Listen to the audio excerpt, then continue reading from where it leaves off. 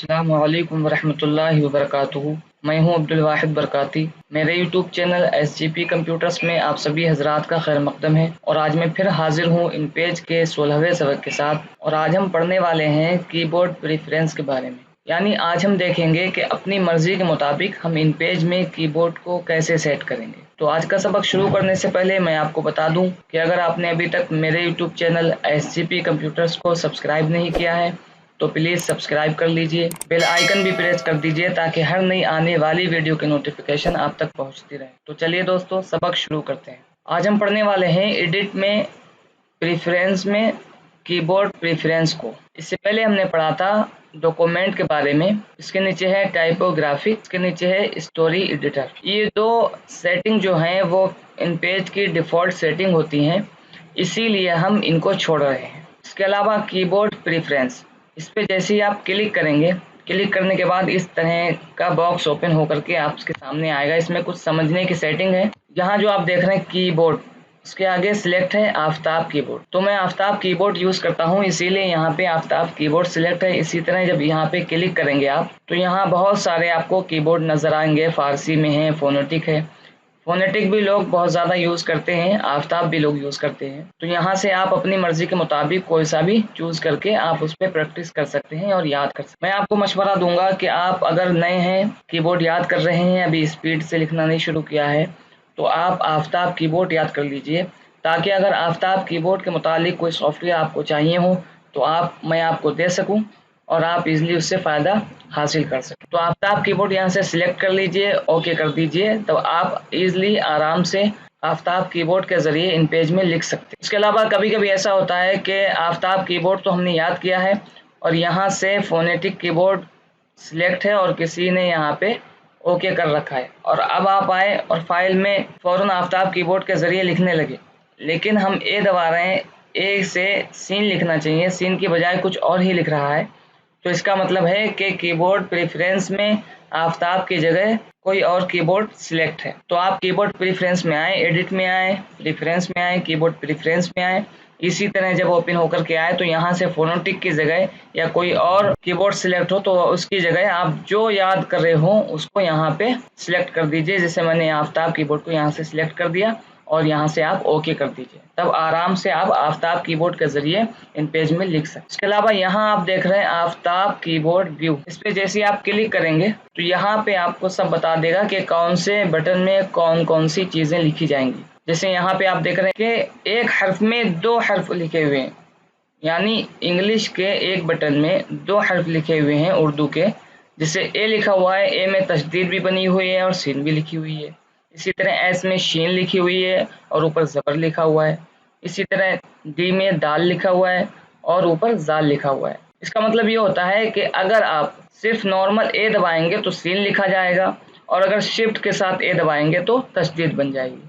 इसी तरह एस को नॉर्मल एस दबाएंगे तो आपकी शीन लिखी जाएगी, और अगर शिफ्ट के साथ आपने एस प्रेस कर दिया तो आपका ज़बर बन जाएगा। इसके अलावा इस व्यू को आप प्रिंट भी कर सकते हैं और PDF भी बना सकते हैं। इस प्रिंट पे क्लिक कीजिए, प्रिंट टू PDF सिलेक्ट है और एक मरतबा प्रिंट कर देंगे तो ये जो है आपकी PDF बन जाएगी। आप इसको देख देख के और याद कर सकते हैं और प्रैक्टिस कर सकते हैं। उसके अलावा अगर आप चाहते हैं कि हम अपनी मर्ज़ी के मुताबिक कीबोर्ड को जो है वो सेट कर लें तो यहीं पे आएंगे आफ्ताब कीबोर्ड में, देखें कि यहाँ पे बहुत सारे ऐसे कीबोर्ड्स हमें मिल जाते हैं।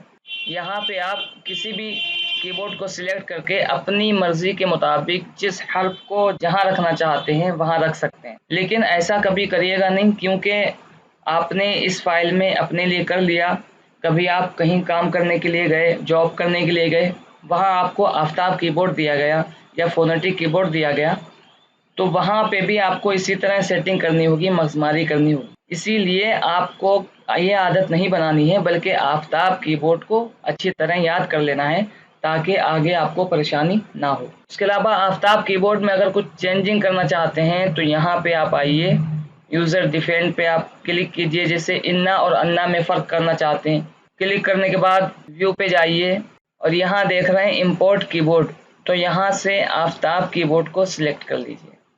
आफ्ताब कीबोर्ड को जैसे ही सिलेक्ट किया तो आफ्ताब कीबोर्ड के मुताबिक यहाँ पे कीबोर्ड आ चुका है। उसके बाद इन्ना और अन्ना में फ़र्क करना चाहते हैं, ठीक है, क्योंकि कीबोर्ड में जो है अन्ना लिखा जाता है, इन्ना नहीं।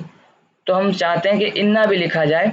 तो उसके लिए यहाँ पे नीचे आप देखें कि यहाँ पे अलिफ दे रखा है जिसके नीचे हमज़ा है, ठीक है। तो इस अलिफ को हम इस कीबोर्ड में सेट कर देंगे। तो अभी देख रहे हैं कैसे हम जो है वो काफ लिख सकते हैं और ऊपर की जगह खाली है। तो हम इस अलिफ को उठाकर काफ के ऊपर रख देंगे ताकि जब भी हम शिफ्ट के साथ के दबाएं तो अलिफ के नीचे जो हमज़ा है वो लिखा जाए। तो इसका तरीक़ाकार ये है कि आप इस अलिफ को दबाए दबाए यहाँ से जाएंगे और के पे छोड़ देंगे। जैसे आप इस तरह छोड़ देंगे तो अब ये देखें कि के ऊपर जो है वो अलिफ के नीचे जो हमज़ा है वो अलिफ आ चुका है। अब यहाँ पे अगर मसलन आप इन्ना और अन्ना में फ़र्क करना चाहेंगे, इन्ना लिखना चाहेंगे, तो आप शिफ्ट के साथ अगर के प्रेस करेंगे तो इन्ना लिखा जाएगा। जिसे मैं यहाँ पे सेव कर देता हूँ। सेव करने के बाद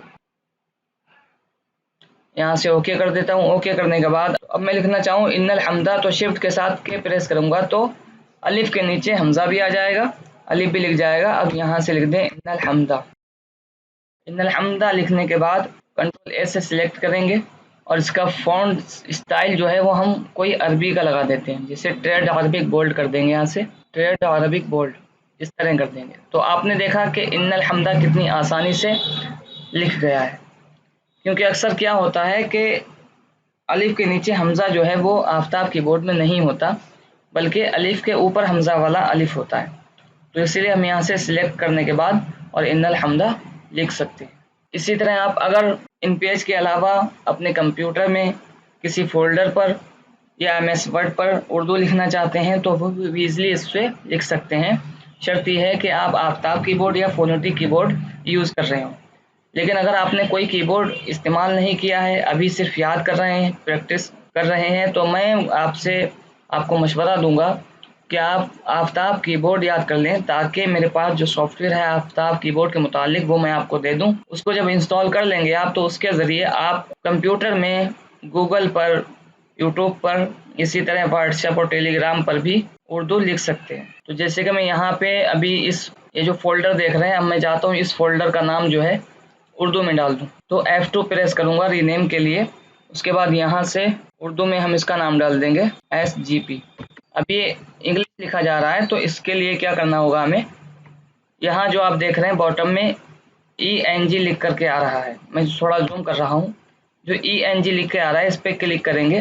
क्लिक करने के बाद यहाँ से उर्दू पाकिस्तान इसको सिलेक्ट कर लेंगे। ये सेटिंग जब आपके कंप्यूटर में आएगी जब आप हमारे सॉफ्टवेयर को इंस्टॉल कर लेंगे जो हमारे पास है, जिसको हमने इंस्टॉल कर रखा है। अगर आपको ज़रूरत हो इस सॉफ्टवेयर की तो आप हमें मैसेज कीजिए, हम आपको इंशाअल्लाह वो सॉफ्टवेयर दे देंगे। तो यहाँ से मैं उर्दू पाकिस्तान पे क्लिक कर देता हूँ। अब अगर मैं उस फोल्डर को उर्दू में नाम दूँ, अब मैं यहाँ से देता हूँ SGP, ओके, और एंटर कर देंगे। तो अब आप देखें इस फोल्डर का नाम जो है उर्दू में लिखा जा चुका है।